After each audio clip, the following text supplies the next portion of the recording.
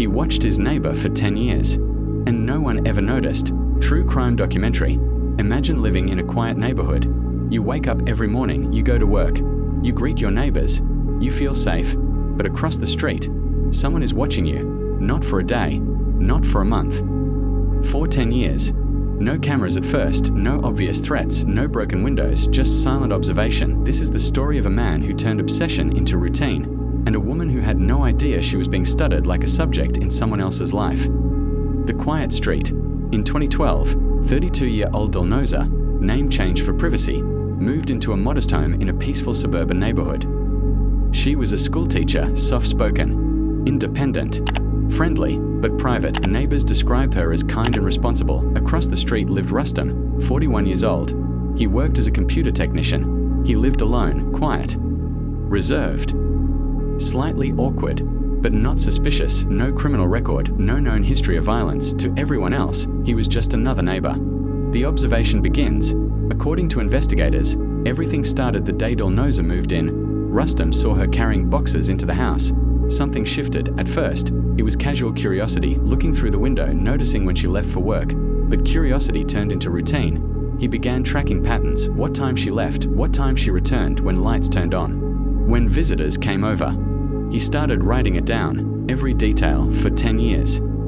Documented obsession. When police eventually searched his home, they found notebooks, dozens of pages, entries like 7:42 a.m., left for work, 6:16 p.m., returned home, 9:03 p.m., guest inside.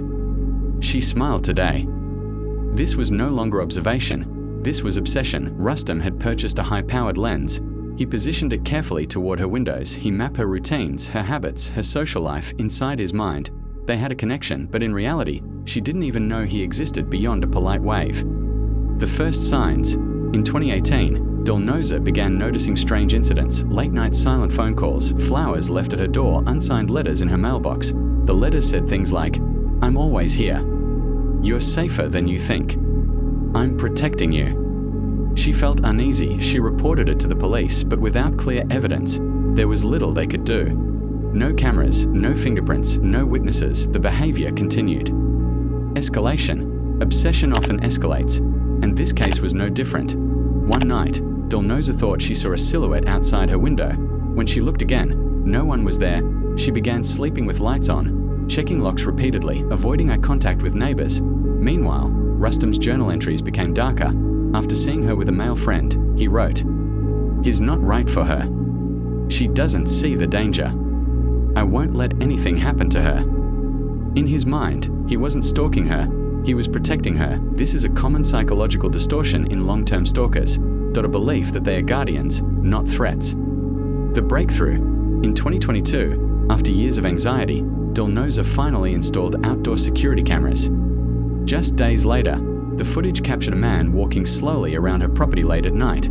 It was Rustam, calm, methodical, unhurried. Police were called immediately. During the search of his home, investigators discovered 10 years of journals, hundreds of printed photos of Dilnoza. A professional zoom lens pointed toward her house. A hand-drawn layout of her property.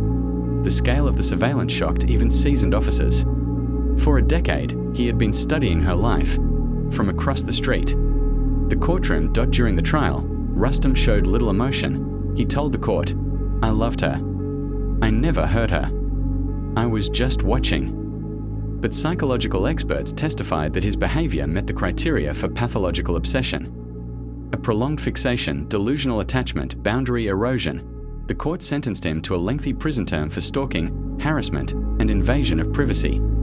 Conclusion. The most disturbing part. For 10 years, he lived directly across from her. He attended neighborhood gatherings. He smiled, he waved. Sometimes, the most dangerous threats don't break in. They blend in, and sometimes, the person watching you is closer than you ever imagined.